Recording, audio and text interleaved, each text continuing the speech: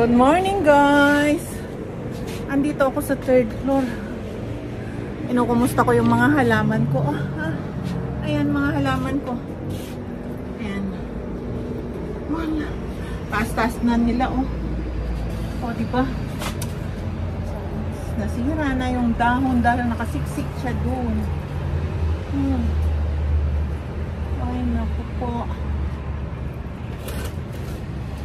Nakasaksik na kasi siya doon, kaya nasira na yung dahon. Pero nandito talaga ako kasi yung aking manok, pakainin ko muna dito yung aking manok.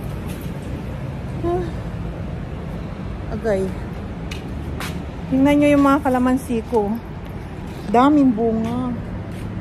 Oh, kita mo yan. Ang dami niyang bunga. Diyan ko na linagay yung kinuha kong kalamansi sa damit ko. Ano ba yan? Naka-short naman ako. Naka-short naman ako. Dahil mga halaman ko dito. Diba? Ang lago-lago nila. Kaso hindi ko kasi sila maasikaso na nandito ngayon. Marami akong trabaho. Okay. Nakababa na ako. Start na naman ako ng trabaho.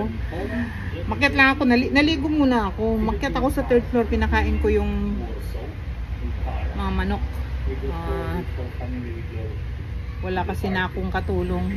Kailangan ko naman maghanap ng... Ay naku, ang hirap ng walang kasama sa bahay. Kaya tsaga-tsaga lang.